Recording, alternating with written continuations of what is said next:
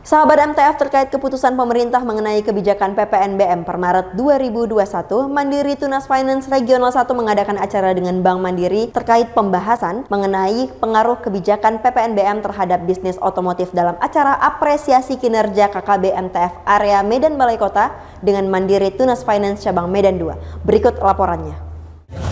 Langsung dari The Stepping Stones, tepatnya di 26 Maret 2021, kita akan bersama-sama mengikuti sesi acara dari apresiasi kinerja KKB MTF area Medan Balai Kota dengan tema pengaruh kebijakan PPNBM terhadap bisnis otomotif, dan pastinya akan ada serangkaian acara menarik yang akan kita jalani hari ini. Dan langsung saja kita akan mengajak sedikit berbincang dengan tuan rumah kita dari PT Mandiri Tunas Finance cabang Medan 2, kepada Bapak Sandy Ilham yang sudah bergabung bersama kita di sini. Bisa bergabung, Pak? Selamat sore. Sore, Kalando. Nah, ini sedikit pertanyaan, Pak. Ini tujuan dari acara kita hari ini apa nih, Pak?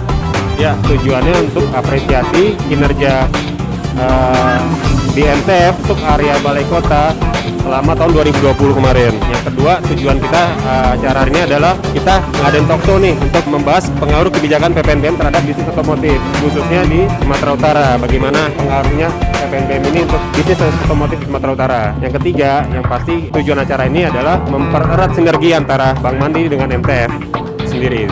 Oke, baik, terima kasih, Pak. Jadi pastinya acara hari ini akan luar biasa sekali dan akan ada hadiah-hadiah atas apresiasi kerja berarti ya, Pak ya. Baik, semoga sukses acaranya. Terima kasih.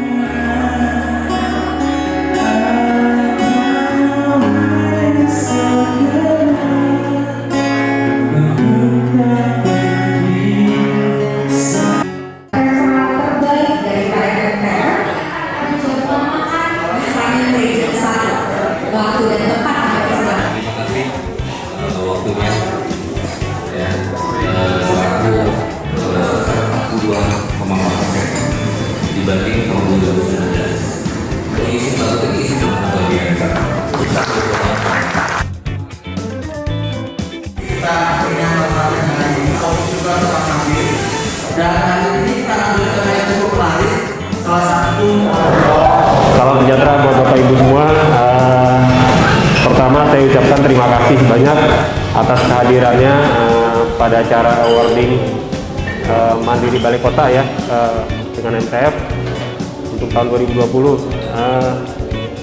Kedua, saya juga mengucapkan terima kasih banyak nih untuk Mandiri Balai Kota atas kinerja tahun 2020 dan untuk pertumbuhannya. dan untuk lebih jelasnya mungkin apa sih PPNBM di bincang santai di sore hari ini menjelang weekend. Walaupun terus terang Pak Sandy ngundang saya ini bisa dibilang kejutan ini. Kejutan baik. Iya, kejutan. Akan sampaikan dan kita akan jawab sesuai dengan apa yang kita ketahui. Baik, ini seperti pertanyaan tadi saya mungkin ini dari masyarakat kan banyak nih sekarang nih yang banyak menanyakan tentang PPNBM. Menggiatkan kembali dunia otomotif yang karena pandemik belakangan ini. Gimana PPNBM itu diberlakukan? Terus Pak Bro, kita juga pengen nanya nih, untuk skema perhitungan PPNBM itu seperti apa Pak Bro? Nah, untuk skema PPNBM itu ada 3 kategori yang diberikan pemerintah terhadap dunia otomotif. Oke, kalau untuk yang berikutnya Pak Bro mungkin bisa jelasin kita kriteria unit apa aja yang bisa mendapatkan PPNBM Pak Bro? Nah, kalau untuk kriteria sendiri itu kapasitas mesinnya 1.500 ke bawah dan produk dalam negeri. Artinya lebih banyak produk lokalnya dibanding dengan luar. Sampai 2.500 cc dapat PPNBM atau tidak. Jadi kita belum dapat kejelasan secara rincinya. Tapi memang benar by media bahkan koran hari ini analisa itu sudah memuat secara gamblang PPNBM ini 2000 cc, 2500 cc akan mendapat relaksasi. Nah, kalau kita banding dari Januari dan Februari, memang di Februari tersebut sedikit delay. Nah, belum tentu maunya masyarakat itu dengan dibanding dengan ketersediaan unit bisa berubah juga. Itu yang menyebabkan perbedaan. Karena kalau kita lihat PPN ini kan berarti kan bebasnya pajak itu memungkinkan horizontal gitu ya. Nah, tadi kan menurut Bapak itu pasar menengah ke atas dan pasar menengah ke bawah. Nah, kalau menengah ke atas relatif, di bawah juga relatif. Ketika pengajuan ini berkaitan dengan PPNBM, seandainya kondisi sosialnya seseorang itu ternyata levelnya menengah ke atas, apa bisa diberlakukan dengan relaksasi ini? Pertanyaannya dari Pak Materi. Oke, terima kasih Bu pertanyaannya. Dengan Ibu siapa tadi Bu? Opung ya? Opung, nah ini. Kalau sebenarnya dari wajah belum opung-opung sebenarnya. Saya masih lihat 17 tahun, masih muda. Jadi kalau seandainya kita punya penghasilan menengah ke atas, tapi ingin membeli beberapa unit mobil yang low cost, silakan aja. Dan semuanya kena insentif dari pemerintah. Jadi setiap pemberian insentif itu dikenakan ke semua tipe yang kena PPNBM. Jadi kalau Ibu membeli 2, 3 atau bahkan 4 unit mobil, silakan aja Bu. Silakan datang ke Honda IDK dan jumpain saya. Dan Ibu akan merasakan kenikmatan PPNBM tersebut. Nah, hanya saja setiap unit yang lebih dari 1 ya kena pajak progresif Bu. Itu berbeda dengan pajak PPNBM. Terima kasih Bu.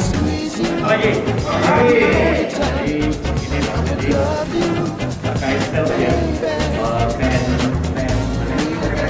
PPNBM. Jadi kan ada istilah seperti kalau kita mau beli mobil ada diskon ya. PPNBM ini berpengaruh nggak di diskon itu? Karena ada beberapa keterangan juga bahwasanya PPNBM ini potongannya ada, namun diskonnya semakin mengecil. Jadi kita mau tanya nih, jadi kan potongan di sales juga ya. Siapa tahu nanti kalau memang penjelasan ke nasabah lebih enak, karena banyak isu nih. Nah, pengaruhnya mungkin diputar-putar juga. Jadi diskonnya kecil, tapi namun PPNBM-nya besar. Mohon penjelasannya. Terima kasih, Bapak. Terima kasih Pak Wahyu. Sangat baik pertanyaannya. Nah, saya akan jawab. Dengan berlakunya PPNBM ini, masyarakat atau pengguna penggait otomotif akan memberikan insentif yang telah disepakati oleh pemerintah. Insentifnya itu akan dirasakan kepada semua konsumen. Nah, pertanyaannya lebih rinci nih. Udah dapat insentif dari pemerintah, dari dealernya bagaimana? Kan gitu Pak Wahyu. Pada prinsipnya dari dealernya juga akan memberikan insentif yang sama ataupun diskon yang akan diberikan tanpa ada pengurangan. Pagi. Sukses. Menggenjot perekonomian, salah satunya dengan memberikan insentif bebas PPN 10%. Namun ini ada waktu-waktunya gitu ya. Ada waktunya, nggak setiap bulan 10% ini diberikan. Nanti akan bertahap menyesuaikan bulan per bulan. Oleh karena itu ini kesempatan untuk kita sama-sama. Dan sebenarnya dari semua rangkaian pertanyaannya ini dia. Menurut saya ini dia. Pertanyaan ini dia yang luar biasa sebenarnya. Nah, apakah ada bagi nasabah Bank Mandiri atau rekan-rekan yang bekerja di Bank Mandiri? Pada prinsipnya dari pemerintah relaksasinya tetap pasti teman-teman sendiri pasti dapatkan. Apalagi kan karyawan Mandiri sendiri yang COP mungkin mau pengajuan itu banyak nih Pak ya. Apalagi dan juga flipnya nih Pak, mungkin boleh bantu kasih statement Pak dari Pak Adi Mulya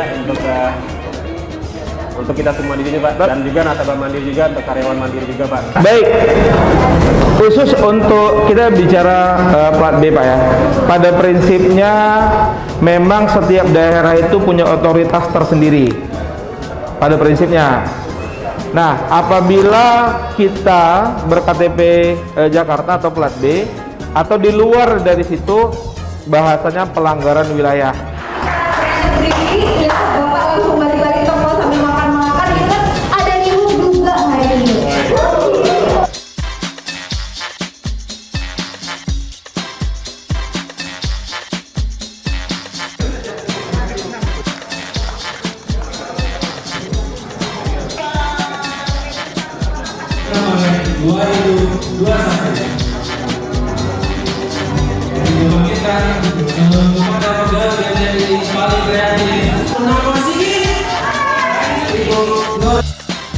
Sahabat MTF, baru saja kita saksikan bersama talk show mengenai pengaruh kebijakan PPNBM terhadap bisnis otomotif yang dibawakan oleh Bapak Sandy Ilham selaku Branch Manager Mandiri Tunas Finance Cabang Medan 2 dan diisi narasumber oleh Bapak Abror Dalimunte selaku Branch Manager Honda IDK 2 dan dari pihak Bank Mandiri menghadirkan Bapak Adi Mulya selaku Area Head Bank Mandiri Area Medan Balai Kota, di mana terinfo mengenai keputusan kebijakan PPNBM per Maret 2021.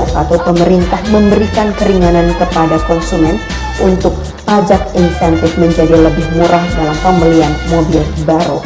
Dan Bapak Abror Dalimunte juga menekankan bahwa dealer tetap memberikan diskon di luar ketentuan PPNBM yang diberikan pemerintah. Dan baru saja juga kita menyaksikan apresiasi kinerja KKB MTF Mandiri Area Medan Balai Kota periode 2020, dilanjutkan jamuan makan malam bersama Bank Mandiri dan Mandiri Tunas Finance.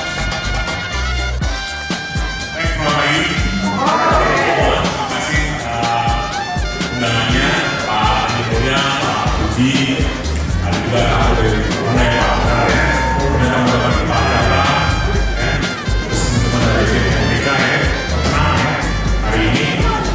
Jadi teman-teman, sebelum dia nanti Pak Budi, ya, acaranya undangannya, ya kan? Karena acara-acaranya 17 Agustus ya, adalah acara di reward ya.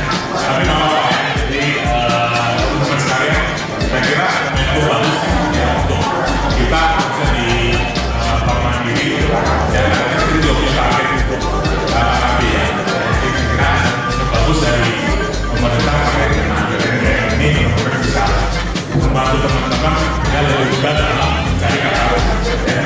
Jadi saya juga sampaikan di sini teman-teman ya, bulan depan itu bulan depan ya. Pak Amba itu akan mulai berani namanya mereka masih mungkin akan ada sedikit tapi namanya seperti ini Region 1 Skyline Challenge.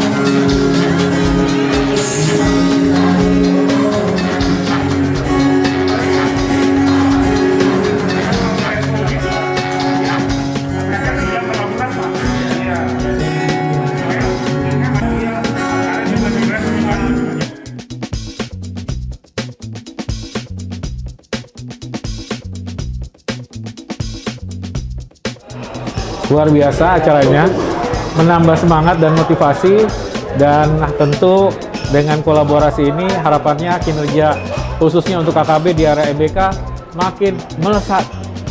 Saya kira saya ucapkan terima kasih ya ke teman-teman MTF ya yang sudah mau buat acara ini, ke teman-teman di area Medan Balai Kota ya.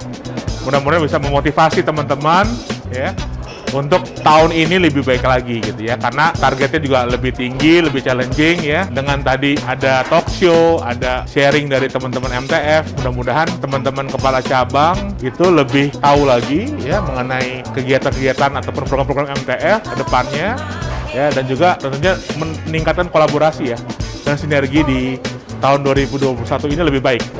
Saya kira kunci satu ya, sinergi ya dan kolaborasi ya, karena teman-teman di Bank Mandiri saya rasa sudah siap dan sudah tahu lah gitu ya apa yang harus dikerjakan gitu kan.